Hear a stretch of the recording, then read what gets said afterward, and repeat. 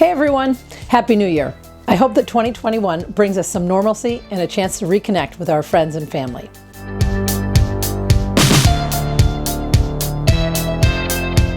Hi, I'm Jen O'Hanlon with Wallace & Company, Sotheby's International Realty, and this is your market update.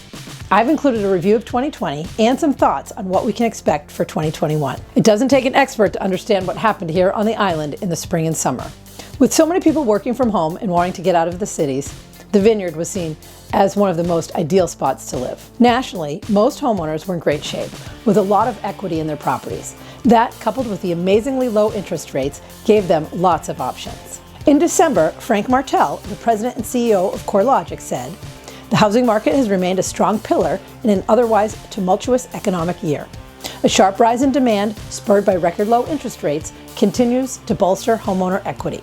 And with many people now spending more time than ever before at home, some homeowners have tapped into their strengthening equity to fund renovations." So let's look at the sales numbers on the Vineyard to see what the outcome to this perfect storm has been. According to Link, 61 homes sold in December. In 2019, there were 46 sales. Obviously quite a difference. And in 2020, we had 544 total sales for the year, up from 390 in 2019. That's a 40% increase.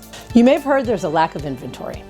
There were almost the same amount of new listings that came on the market in 2020 as 2019, but 40% more sales this year. What does that mean?